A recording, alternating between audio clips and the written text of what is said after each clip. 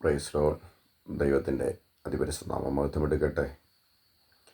നല്ല പ്രഭാതത്തിനായി നന്ദിയോടെ ദൈവത്തിന് സ്തോത്രം ചെയ്യുന്നു. യേശു ക്രിസ്തുവിൻ്റെ നാമത്തിൽ ഞങ്ങളുടെ സ്നേഹവന്ദനത്തെ ഏവരെയും അറിയിക്കുന്നു. ദൈവം ധാരാളമായി എല്ലാവരെയും അനുഗ്രഹിക്കട്ടെ. വളരെ പ്രാർത്ഥനയോടെ നമുക്കായിരിക്കാം.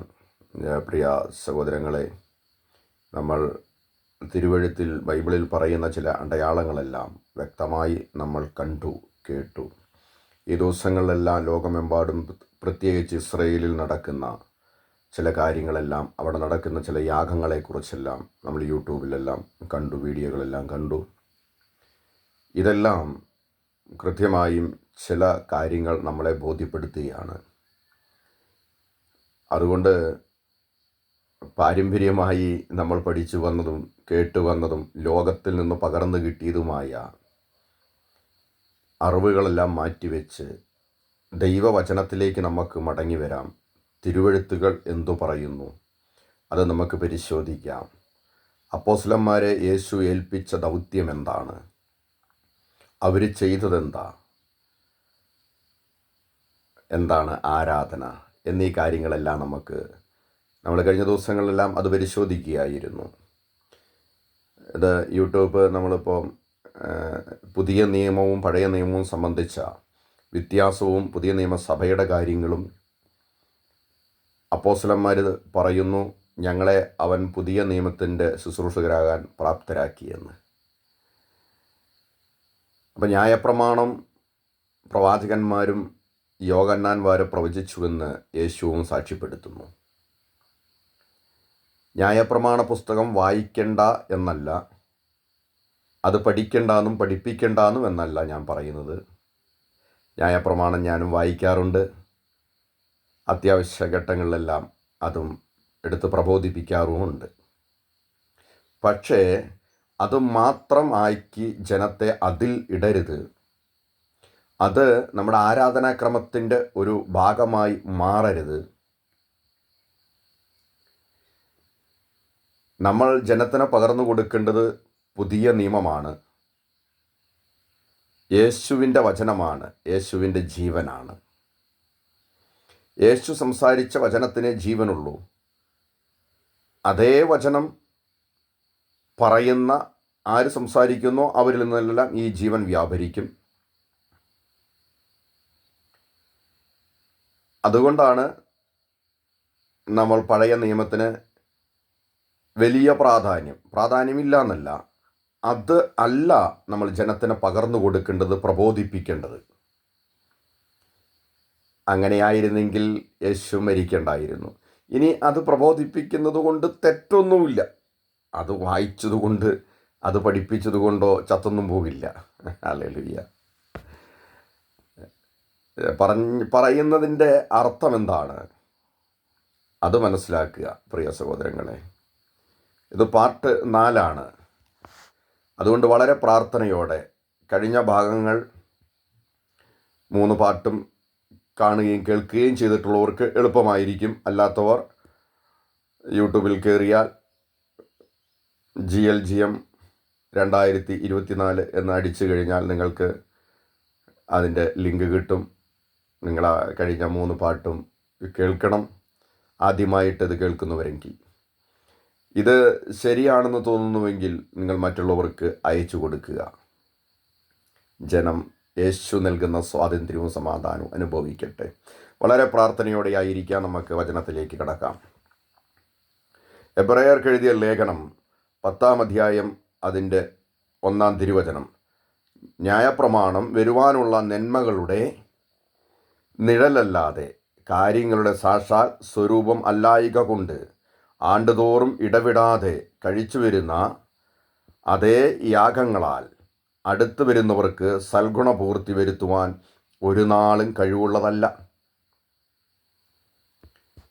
പ്രിയ സഹോദരങ്ങളെ, എബ്രായർക്ക് ലേഖനം എഴുതുമ്പോൾ അപ്പോസ്തലൻ വളരെ തെളിവായി വ്യക്തമായി ഇതെഴുതിയിരിക്കുകയാണ്. ന്യായപ്രമാണം വരുവാനുള്ള നന്മകളുടെ നിഴലല്ലാതെ കാര്യങ്ങളുടെ സാക്ഷാൽ സ്വരൂപമല്ല.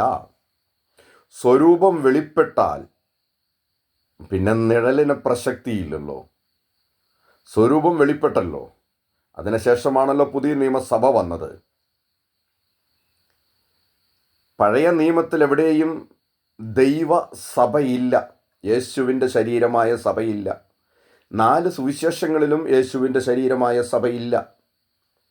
പ്രിയ സഹോദരങ്ങളെ, പരിശുദ്ധാത്മാവ് വന്നതിന് ശേഷമാണ്, യേശുവിൻ്റെ യാഗത്തിന് ശേഷമാണ്, യേശുവിൻ്റെ ഉയർപ്പിൻ്റെ ശേഷമാണ് പുതിയ നിയമ സഭ വന്നിട്ടുള്ളത്. ഇന്നും ഈ പുതിയ നിയമസഭയ്ക്കകത്തേക്ക് ജനത്തെ കൊണ്ടുവരാതെ, ജീവനിലേക്ക് ജനത്തെ കൊണ്ടുവരാതെ തടുക്കുന്ന സാത്താൻ്റെ തന്ത്രങ്ങളെ നാം തിരിച്ചറിയണമേ. സാത്താൻ്റെ തന്ത്രങ്ങളെ അറിയാത്തവരല്ലോ നിങ്ങൾ.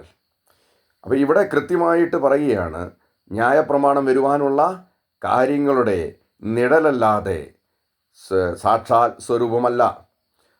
അതുകൊണ്ട് ആണ്ടുതോറും ഇടപെടാതെ കഴിച്ചു വരുന്ന അതേ യാഗങ്ങളാൽ അടുത്തു വരുന്നവർക്ക് സൽഗുണപൂർത്തി വരുത്തുവാൻ ഒരു നാളും അതിനെ കഴിവുള്ളതല്ല. അപ്പം അതിനെ കഴിയുമായിരുന്നുവെങ്കിൽ യേശു യാഗമാകേണ്ട ആവശ്യമില്ലായിരുന്നു. പ്രിയ സഹോദരങ്ങളെ, ന്യായപ്രമാണത്തിൽ മനുഷ്യന് നിത്യരക്ഷയുണ്ടായിരുന്നുവെങ്കിൽ, പാപമോചനം ഉണ്ടായിരുന്നുവെങ്കിൽ യേശു ക്രൂസിൽ യാഗമാകണ്ടായിരുന്നു. ഇവിടെ കൃത്യമായി പൗലോസ് പറഞ്ഞു വെക്കുകയാണ്. അപ്പോൾ യേശുവിൻ്റെ ജീവൻ ലഭിക്കണമെങ്കിൽ അത് യേശു പറഞ്ഞ വചനം, യേശുവിൻ്റെ യാഗത്തിന് ശേഷമുള്ള വചനം, അത് തന്നെ ഏറ്റെടുക്കണം. അപ്പോസ്തലന്മാരെ എന്താണോ യേശു പഠിപ്പിച്ചത് അത് നമ്മൾ ഏറ്റെടുക്കണ്ടേ?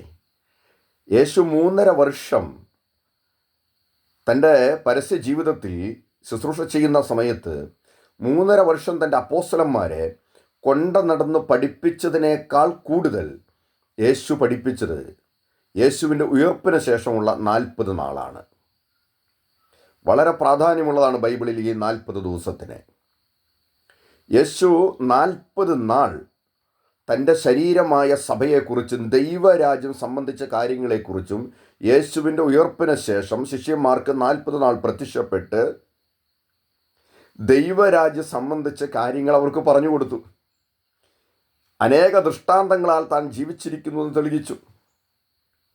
ഇനി പ്രിയപ്പെട്ടവരെ, യേശു എന്താണോ ഈ ദൈവരാജ്യത്തെക്കുറിച്ച് പറഞ്ഞത് അതാണ് ഈ ലേഖനങ്ങളിൽ രേഖപ്പെടുത്തിയിട്ടുള്ളത്. അതുകൊണ്ടാണ് ലേഖനങ്ങൾ ഉറപ്പിച്ചതാണ് ദൈവസഭയുടെ അടിസ്ഥാന പ്രമാണം എന്ന് പറയുന്നത്. എന്താണോ ലേഖനങ്ങളിൽ ഉറപ്പിച്ചിട്ടുള്ളത് അതാണ് ദൈവമക്കൾ അനുഷ്ഠിക്കേണ്ട ആവശ്യമുള്ളൂ. ഞാൻ ആവർത്തിച്ച് പറയുകയാണ്, ന്യായപ്രമാണം വായിച്ചതുകൊണ്ട് ആരും ചത്തൊന്നും പോവില്ല. അതുകൊണ്ട് ന്യായപ്രമാണം വായിക്കുന്നത് തെറ്റല്ല. ന്യായപ്രമാണത്തെയോ പ്രവാചകന്മാരെയോ നീക്കാൻ വന്നതല്ല ഞാനെന്ന് യേശു തന്നെ പറഞ്ഞിട്ടുണ്ട്. പക്ഷേ യേശു അതിന് അടിയിൽ ഒരു കാര്യം കൂടെ ചേർത്തി പറഞ്ഞിട്ടുണ്ട്, ഞാനതിനെ നിവർത്തിക്കാൻ വന്നതാണെന്ന്. യേശു നിവർത്തിച്ചതിൽ എന്തെങ്കിലും കുറവുണ്ടോ? നമുക്ക് നിവർത്തിക്കാൻ ന്യായപ്രമാണത്തിൽ എന്തെങ്കിലും യേശു ആക്കി വെച്ചിട്ടുണ്ടോ? ഇതൊക്കെ ഒന്ന് ആത്മാവിൽ പരിശോധിക്കുകയും ചിന്തിക്കുകയും ചെയ്യുക. എബ്രായർക്ക് എഴുതിയ ലേഖനം 10:8-9 നമ്മൾ വായിക്കുമ്പോൾ, ന്യായപ്രമാണപ്രകാരം കഴിച്ചു വരുന്ന യാഗങ്ങളും വഴിപാടുകളും സർവാംഗ യാഗങ്ങളും പാപയാഗങ്ങളും നീ ഇച്ഛിച്ചില്ല. ന്യായപ്രമാണപ്രകാരം കഴിച്ചു വന്നിരുന്ന ഒരു യാഗങ്ങളും ആരിച്ഛിച്ചില്ല, ദൈവം ഇച്ഛിച്ചില്ല. ഹല്ലേലൂയ. അവയിൽ പ്രസാദിച്ചതുമില്ല എന്നിങ്ങനെ പറഞ്ഞ ശേഷം, ഇതാ ഞാൻ നിന്റെ ഇഷ്ടം ചെയ്യുവാൻ വരുന്നു എന്ന് പറഞ്ഞുകൊണ്ട് അവൻ രണ്ടാമത്തതിനെ സ്ഥാപിപ്പാൻ ഒന്നാമത്തതിനെ നീക്കിക്കളയുന്നു. ഹല്ലേലൂയ. അപ്പോൾ ഒന്നാമത്തത് ഈ ന്യായപ്രമാണം ദൈവം, അതായത് യേശു നീക്കിക്കളഞ്ഞു തൻ്റെ ക്രൂശ് മരണത്തിലൂടെ. എന്നിട്ട് പുതിയ പ്രമാണത്തെ സ്ഥാപിച്ചു. രണ്ടാമത്തേനെ സ്ഥാപിപ്പാൻ വേണ്ടി ഒന്നാമത്തേനെ നീക്കിക്കളഞ്ഞു എന്നാണ് ഇവിടെ നമ്മൾ വായിച്ചത്. ഇത് നിങ്ങളുടെ കൈകളിൽ ഇരിക്കുന്ന ബൈബിളിൽ ഇങ്ങനെ തന്നെ അല്ലേ എന്നൊന്ന് വായിച്ചു നോക്കുക. പ്രിയ സഹോദരങ്ങളെ, യേശു ജനത്തിന് തന്ന സ്വാതന്ത്ര്യത്തെ സാത്താൻ പല കാര്യങ്ങൾ പറഞ്ഞുകൊണ്ട് ആ സ്വാതന്ത്ര്യത്തെ ഇല്ലായ്മ ചെയ്യുക എന്നത് അവൻ്റെ തന്ത്രമാണ്. അതിനെ നമ്മൾ തിരിച്ചറിയണമേ.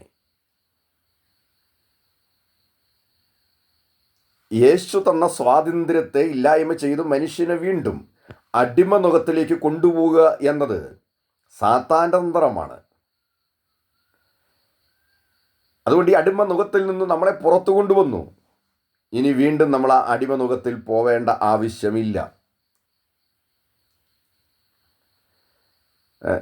ചില അന്ധമായ വംശവലികളെക്കുറിച്ചും തൊട്ടുകൂടായ്മകളെക്കുറിച്ചും ഇങ്ങനെ കുറേ ആവശ്യമില്ലാത്ത ജഡത്തിൻ്റെ കുറേ നിയമങ്ങളെക്കുറിച്ചുമൊക്കെ വിശ്വാസികളുടെ മേൽ അടിച്ചേൽപ്പിച്ച് യേശു അവർക്ക് കൊടുത്ത സ്വാതന്ത്ര്യത്തെ അപഹരിക്കുന്ന സാത്താൻ്റെ തന്ത്രങ്ങളെ നാം അറിയണം.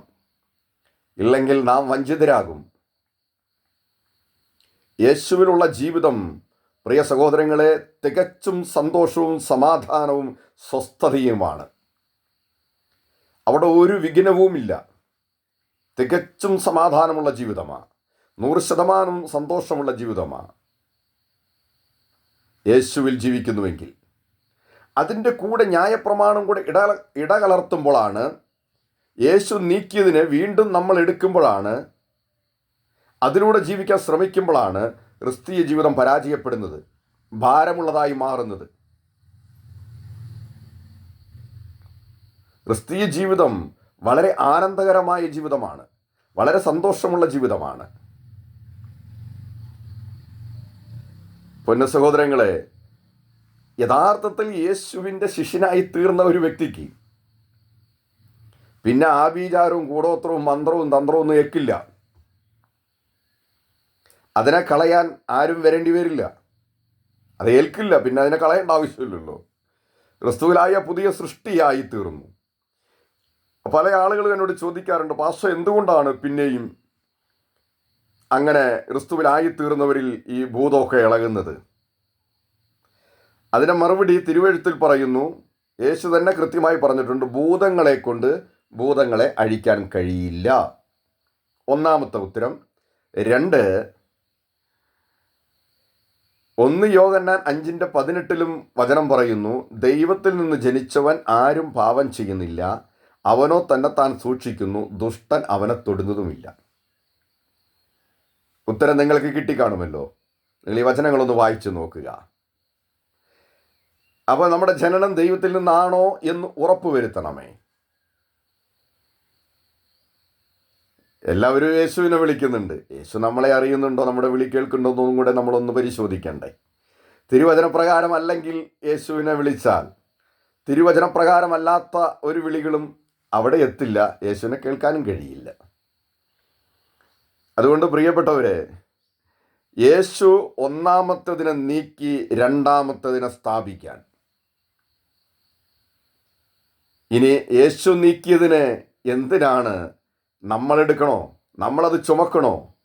അങ്ങനെ ചുമന്നല്ല ഇപ്പോൾ വല്ലാതെ കുഴഞ്ഞു പോയിരിക്കുന്നത്. തിരുവെഴുത്തുക്കളെ നിങ്ങൾ പരിശോധിക്കുക. എന്താ യേശു അപ്പോസ്തലന്മാരെ പഠിപ്പിച്ചതും അവരെന്താ ലേഖനങ്ങളിൽ ഉറപ്പിച്ചതും എന്നൊക്കെ നമ്മളതൊക്കെയാണ് പരിശോധിച്ചു പോകുന്നത്. തുടർന്ന് എബ്രായർക്ക് എഴുതിയ ലേഖനം 9:15 ആദ്യ നിയമത്തിലെ ലംഘനങ്ങളിൽ നിന്നുള്ള വീണ്ടെടുപ്പിനായി ഒരു മരണം ഉണ്ടായിട്ട് നിത്യ അവകാശത്തിൻ്റെ വാഗ്ദത്തം വിളിക്കപ്പെട്ടവർക്ക് ലഭിക്കേണ്ടതിന് അവൻ പുതിയ നിയമത്തിൻ്റെ മധ്യസ്ഥൻ ആകുന്നു. ആദ്യ നിയമത്തിൻ്റെ ലംഘനങ്ങളിൽ നിന്നുള്ള വീണ്ടെടുപ്പിനായി ഒരു മരണം ഉണ്ടായി, യേശുവിൻ്റെ മരണം. എന്നിട്ട് പറയുകയാണ്, അവൻ പുതിയ നിയമത്തിൻ്റെ മധ്യസ്ഥൻ ആകുന്നു. യേശു പഴയ നിയമത്തെ നീക്കി പുതിയ നിയമം തൻ്റെ യാഗത്താൽ പുതിയ നിയമത്തെ കൊണ്ടുവന്നു. തൻ്റെ രക്തത്താൽ തന്നെ ആ ഉടമ്പടിക്ക് ഉറപ്പുവരുത്തി.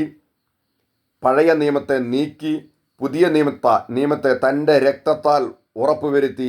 പുതിയ നിയമത്തിൻ്റെ മധ്യസ്ഥൻ യേശുവാണ്. പ്രിയ സഹോദരങ്ങളെ, ഇതൊന്നും ഞാൻ എഴുതിയിട്ടുള്ളതല്ല. ഇത് നിങ്ങൾ പരിശോധിക്കുക, പ്രാർത്ഥിക്കുക, അല്ലെങ്കിൽ വഞ്ചിതരായി പോകും. യേശു കൃത്യമായി പറഞ്ഞു, അനേകരും യേശുവിൻ്റെ പേരും എടുത്തുകൊണ്ട് വരുമെന്ന്. വിളിക്കുന്നു എല്ലാവരും യേശുവിൻ്റെ പേരല്ലേ വിളിക്കുന്നത്. ബലത്തിൽ നിന്ന് വൃക്ഷത്തെ അറിയാമെന്നും യേശു പറഞ്ഞു. പ്രിയപ്പെട്ടവരെ, പൗലോസും പറയുകയാണ്, ഞാൻ പോയ ശേഷം കൊടിയ ചെന്നായക്കൾ ഞങ്ങളുടെ ഇടയിൽ നിന്ന് തന്നെ പുറപ്പെട്ട് നിങ്ങളെ തെറ്റിച്ച് കളയുമെന്ന്. അപ്പോൾ അപ്പോസ്തലന്മാരുടെ കാലഘട്ടത്തിൽ അവരുടെ ജീവിത അവസാന നാളുകളിൽ തന്നെ, അവരുടെ മരണത്തോടുകൂടി തന്നെ എതിർ ക്രിസ്തുവിൻ്റെ ഭാഗിക രൂപങ്ങൾ വെളിപ്പെട്ടു. അവരുടെ ഇടയിൽ നിന്ന് തന്നെ കള്ള സഹോദരന്മാർ പുറപ്പെട്ടു. എത്ര വർഷങ്ങൾക്ക് മുമ്പാണ് സംഭവിച്ചിട്ടുള്ളത് നിങ്ങൾ ഓർത്ത് നോക്കുക. അപ്പോസ്തലന്മാരുടെ കാലഘട്ടത്തിൽ 1-ാം നൂറ്റാണ്ടിൻ്റെ അവസാനം 2-ാം നൂറ്റാണ്ടിൻ്റെ ആരംഭത്തോടു കൂടി അന്തിക്രിസ്തുവിൻ്റെ അവൻ്റെ ദൂതന്മാർ രംഗപ്രവേശനം ചെയ്തു. കള്ളപ്രവാചകന്മാർ വന്നു, തെറ്റായത് ജനത്തെ പഠിപ്പിച്ചു. യേശു നിവർത്തിച്ചതിനെ വീണ്ടും ജനത്തെ കൊണ്ട് നിവർത്തിക്കാൻ പഠിപ്പിച്ചു. ഭാരമുള്ള നുകം അവരുടെ കഴുത്തിൽ വെച്ചു കൊടുത്തു. ഹല്ലേലൂയ. അതുകൊണ്ടാണ് അപ്പോസ്തലന്മാർ ഇങ്ങനെ കൽപ്പന കൊടുക്കുന്നത്. നമുക്കോ നമ്മുടെ പിതാക്കന്മാർക്കോ ചുമക്കാൻ കഴിയാത്ത അധിക ഭാരങ്ങൾ ജാതികളുടെ മേൽ വെച്ച് കൊടുക്കരുത്. അതായത് ജാതികളിൽ നിന്ന് രക്ഷയിലേക്ക് വന്നിട്ടുള്ളവരുടെ കാര്യം. ജാതികൾ എന്ന് പറയുന്നത്, പ്രിയ സഹോദരങ്ങളെ, യഹൂദന്മാരൊഴികെ ബാക്കിയെല്ലാം ജാതികളാണ്. മനസ്സിലാക്കണം. ഈ പറയുന്ന എന്നെയും ജാതിയിൽ നിന്ന് ദത്തെടുത്തതാണ്. ഞാൻ യഹൂദനല്ല, പുതിയ നിയമ ഇസ്രായേലാണ്. ഹല്ലേലൂയ. അപ്പം ജാതികളുടെ മേൽ അമിതഭാരം ചുമത്തരുത്. അവരോട് വിഗ്രഹ അർപ്പിതം, വ്യഭിചാരം, ശ്വാസം മുട്ടിച്ചത്തത്, രക്തത്തോടു കൂടിയുള്ള ഭക്ഷണം, പരസംഗം എന്നീ കാര്യങ്ങളിൽ നിന്ന് ഒഴിഞ്ഞിരിക്കണം എന്ന് പറയണം. ഇതാണ് കൽപ്പന. ബാക്കി പൊട്ടു തൊടരുത്, അതിടരുത്, അങ്ങോട്ട് നോക്കരുത്, ഇങ്ങോട്ട് നോക്കരുത്, അങ്ങോട്ട് പോകരുത്, അവിടെ കയറരുത്, ആ വീട്ടിൽ പോകരുത്, അവരോട് മിണ്ടരുത്. ഇതെല്ലാം സാത്താൻ്റെ ഉപദേശമാണ്. മനുഷ്യനെ പരസ്പരം ശത്രുക്കളാക്കി മാറ്റുക. എന്നിട്ട് പിന്നെ ആരോടാ സുവിശേഷം പറയുക? ആരോടാ യേശുവിൻ്റെ സ്നേഹം പങ്കുവയ്ക്കുക? എന്തുകൊണ്ടാണ് ജീവൻ ലഭിക്കാത്തത്, ആത്മീയ അഭിവൃദ്ധി ഇല്ലാത്തത്? യേശുവിൻ്റെ ജീവനിലേക്ക് കടന്നു വരുന്നില്ല, പുതിയ നിയമ ശുശ്രൂഷ ചെയ്യുന്നില്ല. അതിൻ്റെ കൂടെ ചിലതും പഴയതും കൂടെ എടുത്ത് കൂട്ടുകയാണ്. പ്രിയപ്പെട്ടവരെ, പഴയ തുണി പുതിയ കോടി തുണിയോടൊപ്പം തുന്നിച്ചേർക്കരുത്, ചീന്തൽ വലുതാകും. യേശു പറയുക, പുതുവീഞ്ഞ് പഴ തുരുത്തിയിൽ ഒഴിച്ചു വെക്കരുത്, തുരുത്തി പൊട്ടിപ്പോകും. ഹല്ലേലൂയ. പുതിയത് പുതിയതും പഴയത് പഴയതുമാണ്. അതിനെ നീക്കി അവൻ പുതിയതിനെ സ്ഥാപിച്ച് അതിൻ്റെ മധ്യസ്ഥനുമായി. ഇനി നമ്മളത് ചുമക്കേണ്ട ആവശ്യമില്ല. ദൈവം നമ്മളേവരെയും ധാരാളമായി അനുഗ്രഹിക്കട്ടെ, സഹായിക്കട്ടെ. സഹോദരങ്ങളെ, ഈ വചനം നിങ്ങൾ വായിക്കുക, കഴിയാവുന്നിടത്തോളം ആളുകളിലേക്ക് നിങ്ങൾ ഷെയർ ചെയ്യുക. ജനം സത്യമറിയട്ടെ. ജനത്തെ തിന്നുമുടിക്കുന്ന, അപ്പം തിന്നുപോലെ തിന്നുമുടിക്കുന്ന അത്തരം കൂട്ടത്തിൽ നിന്ന് ജനം പുറത്തു വരട്ടെ. യഥാർത്ഥത്തിൽ ക്രിസ്തുവിൻ്റെ സ്വാതന്ത്ര്യവും സ്നേഹവും സൗഖ്യവും സന്തോഷവും സമാധാനവും ജനം സൗജന്യമായി അനുഭവിക്കട്ടെ. നമുക്കതിനു വേണ്ടി ഒരുമിച്ച് പ്രാർത്ഥിക്കാം. കർത്താവേ, നന്ദിയോടെ സ്തോത്രം. ഈ മെസ്സേജും ഇത് കേൾക്കുന്ന മക്കളെയും കാണുകയും ചെയ്യുന്നവരെയും ഞങ്ങളെയും സ്തോത്രത്തോടെ അങ്ങയുടെ കരങ്ങളിൽ ഏൽപ്പിക്കുന്നു. അവരവരുടെ ആവശ്യങ്ങളോടെ ഞങ്ങൾ ഏൽപ്പിച്ച് പ്രാർത്ഥിക്കുന്നു. ഇത് കേൾക്കുകയും കാണുകയും ചെയ്യുന്ന മക്കളുടെ ശാരീരിക രോഗങ്ങൾ യേശുവിൻ്റെ നാമത്തിൽ ഇപ്പോൾ മാറിപ്പോകട്ടെ. കടബാധ്യതകൾ യേശുവിൻ്റെ നാമത്തിൽ മാറിപ്പോകട്ടെ. അന്യായ ബന്ധനങ്ങൾ യേശുവിൻ്റെ നാമത്തിൽ അഴിയട്ടെ. കുടുംബ തകർച്ചകൾ മാറിപ്പോകട്ടെ. കലഹങ്ങൾ മാറിപ്പോകട്ടെ. യേശുവിൻ്റെ നാമത്തിൽ മദ്യത്തിനും മയക്കുമരുന്നിന് അടിമയായവർ അതിൽ നിന്നും മോചിതരാകട്ടെ. പാരമ്പര്യ ശക്തികൾ അഴിഞ്ഞു മാറട്ടെ. ബിസിനസ്സുകൾ അനുഗ്രഹിക്കപ്പെടട്ടെ. കൃഷിയിടങ്ങളും ഉപജീവന മാർഗങ്ങളും അനുഗ്രഹിക്കപ്പെടട്ടെ. യേശുവിൻ്റെ നാമത്തിൽ വിവാഹ തടസ്സങ്ങൾ മാറിപ്പോകട്ടെ. കുഞ്ഞുങ്ങളില്ലാത്തവർക്ക് കുഞ്ഞുങ്ങളുണ്ടാകട്ടെ. ഭവനമില്ലാത്തവർക്ക് ഭവനമുണ്ടാകട്ടെ. ബാങ്ക് ജപ്തി നടപടികൾ നീങ്ങിപ്പോകട്ടെ. ജോലിയില്ലാത്ത മക്കൾക്ക് ജോലി ലഭിക്കട്ടെ. യേശുവേ, അവിടുന്ന് അനുഗ്രഹിക്കണമേ അങ്ങയുടെ മക്കളെ. വചനം കേട്ട് സത്യം ഏറ്റെടുക്കുവാൻ അവിടുന്ന് സഹായിക്കണമേ എന്ന് ഞങ്ങൾ പ്രാർത്ഥിക്കുകയാണ്. കർത്താവായ യേശുവേ, വചനം പരിശോധിക്കുന്നവരായി മാറട്ടെ. ഇത് കേൾക്കുന്നവർ, ഇത് കാണുന്നവർ വചനത്തിൽ അന്വേഷിച്ച് ഇങ്ങനെ തന്നെയോ എന്ന് ഉറപ്പ് വരുത്തട്ടെ. കർത്താവ് അതിന് അങ്ങയുടെ മക്കളെ സഹായിക്കണം, അനുഗ്രഹിക്കണമേ എന്ന് ഞങ്ങൾ പ്രാർത്ഥിക്കുന്നു. യേശു കർത്താവിൻ്റെ നാമത്തിൽ തന്നെ അവിടുന്ന് പ്രാർത്ഥന കേട്ട് അനുഗ്രഹിച്ചതിനെ നന്ദിയോടെ സ്തോത്രം. യേശുവിൻ്റെ നാമത്തിൽ തന്നെ. ആമേൻ, ആമേൻ, ആമേൻ.